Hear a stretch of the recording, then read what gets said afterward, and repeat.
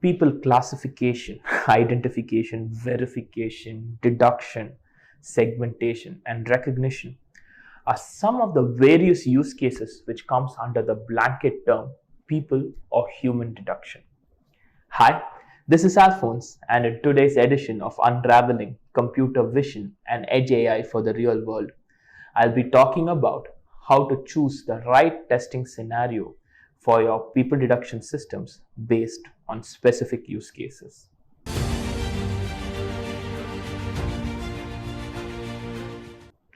Whilst people detection and tracking use cases are mainly found in the surveillance industry, at VisAI Labs we have also helped integrate people detection systems into use cases in ADAS, which is advanced driver assistance systems, sports, entertainment, and also for industrial safety use cases. In each use case, the accuracy and speed requirements differ based on criticality. For example, in an ADAS solution within an autonomous vehicle, the need to process on the fly or speed is a more critical factor, while at the same time accuracy also needs to be fair, meaning we can afford false positives to a certain extent, but false negatives should be near zero. So, whilst looking into testing scenarios, it is important to note that the test scenario is your actual target requirement, simulating the use case conditions to the highest possible extent.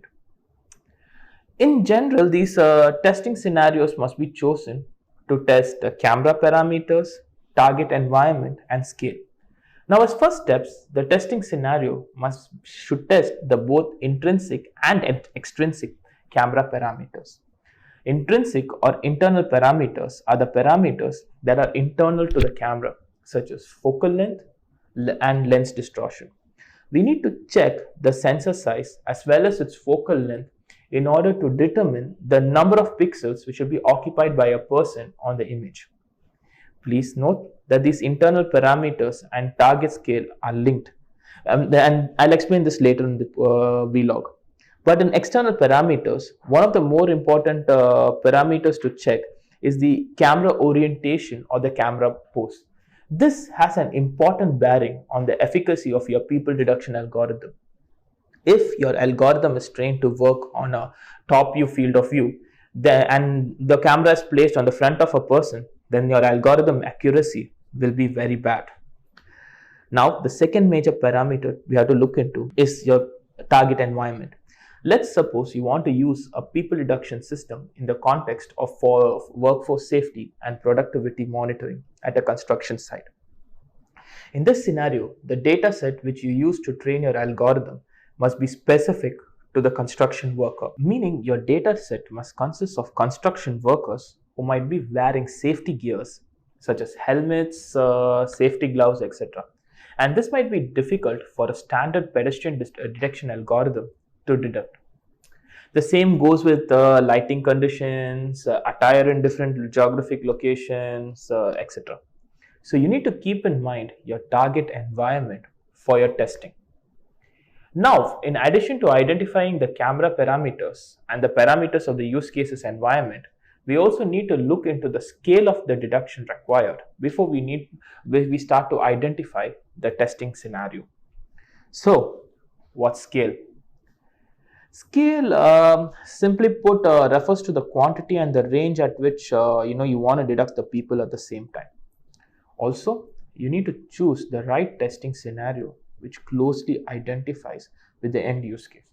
For example, if the use case is only for detecting larger objects, that is objects closer to the camera, like in face recognition, then the testing scenario should be just for the same and not for smaller objects.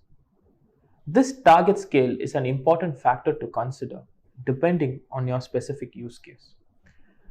You need to look at this use case in another way. Suppose your target use case needs a wide field of view, then the objects will be smaller. But you might not get good test results if you have actually trained your model for those narrow field of view images, right? So in this way, as I explained earlier in the podcast, target scale is related to the camera parameter. So to test a testing scenario, we need to look into the camera parameters, target environment, and scale. You need to select multiple testing scenarios for each use case. This consumes time and energy from the engineering team, where instead of building the business application logic, the team is focused building the machine learning algorithm. It's just a waste of time for everyone concerned. So at VisAI Labs, we have actually built a series of tunable people detection algorithms which can help identify dwell time, congestion time, intrusion, people counting, tracking, etc., and has been pre-tested across various scenarios such as indoor and outdoor, as well as for various scales from people identification at close range to mass density identification in concerts, malls, etc. In addition to also being deployable in various types of edge processors and embedded cameras. You can check out the link in the description to learn more about VisAI Labs pre-built people detection solution and how it can fasten your edgeai and computer vision product development. So in summary, you should select a testing scenario based on the particular camera, environment, and scale depending on the use case. And VisAI Labs has already sorted out this problem using its set of pre-built solutions. This is Alphon signing off, and I'm looking forward to join you in another session of the podcast, Unraveling Edge AI and Computer Vision for the Real World. Ciao.